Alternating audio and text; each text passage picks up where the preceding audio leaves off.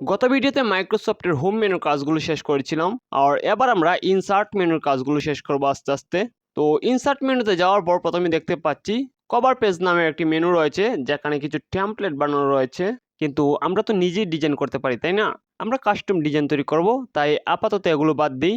দেন আমরা পাশেরটিতে আসি।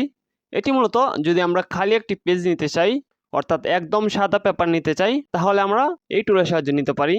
আর এর পাশেরটিতে আমরা পেজ ব্রেক করতে পারি, যেমন 2 লাইন লেখার পর যদি আমরা অন্য একটি নতুন পেজ নিতে চাই, সেটির জন্য আমরা ব্রেক পেজ ব্যবহার করতে পারি। দেন আসি একটি গুরুত্বপূর্ণ টুলে, টেবিল টুল। এটি অনেক গুরুত্বপূর্ণ এবং পপুলার টুল, যেটির কাজ ভালোভাবে না জানলেই নয়। আসলে এমন অনেক ডকুমেন্ট লিখতে হয় যেগুলোতে টেবিল ব্যবহার করতে হয়, আর অনেকেই টেবিল আঁকার সময় এই হোম সেকশনের টেবিল ড্রয়িং পেন নিয়ে এরকম টেবিল আঁকা শুরু করে দেয়, যার ফলে টেবিলে কিছু লেখার পর উপরে নিচে স্পেসিং ঠিক থাকে না এবং টেবিলটি অস্বাভাবিক দেখায়। তো এটি করা যাবে না। আমাদের এই ইনসার্ট মেনু হতে এরকম সারি কলাম নিয়ে টেবিল আঁকতে হবে। ওকে, তারপর আমাদের কিছু লিখতে হবে, এতে আমাদের টেবিলের কাঠামোটা অনেক স্ট্রং হবে।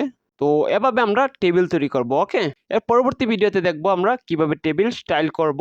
তো পরের ভিডিওটি দেখার জন্য ফলো বাটনে ক্লিক করে যুক্ত হয়ে যাবেন। সাথেই থাকুন সবাই, ধন্যবাদ।